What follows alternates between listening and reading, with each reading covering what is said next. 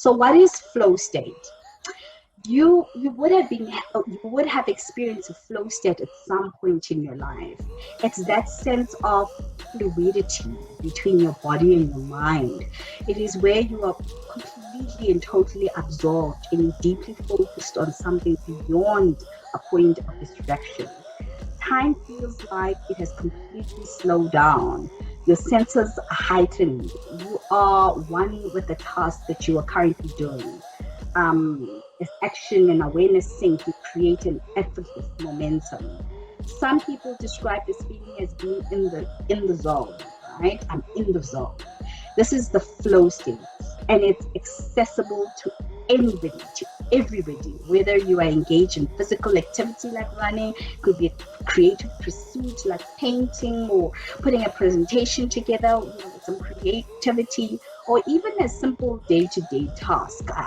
Probably, let's say I'm baking a cake or something, and I just get lost into just, the whole process, that I lose sense of time.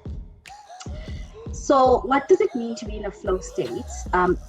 There's this focus that once it becomes intense, it leads to a sense of ecstasy.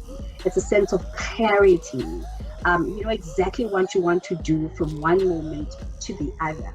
You get immediate effects, immediate feedback. It's like you've accessed a part of your creativity and your brain that you didn't know even existed. Now, this is evident. This flow state is very evident in your high-performing people, your mountain climbers, your Olympics people at the Olympic, your chess players, your surgeons, your dancers, your action sports. Those people usually experience a high volume of flow. See, when you're giving your fullest attention to an activity or task, you are incredibly that you really, really love, that you're really, really passionate about, your purpose, singularity focused on, and totally you are immersed in it. You may find yourself creating the conditions necessary to experience flow. And that's why it was so critical for us, before you get into the zone where you are performing at peak level, where you access a part of your brain and part of your creativity that you didn't know even existed. That's why it's important. The first protocol is to find out what your gift is and what you're truly passionate about. And that's why nobody else can give you those answers. You have to go in with deep. And then as you think about those activities, feel your energy, feel your state of being as you get into it, as you think about that. So what is the link between purpose and flow? Well, the human mind can process up to 120 bits of information per second. When you are challenging yourself with a task, our mind reaches absolute full capacity.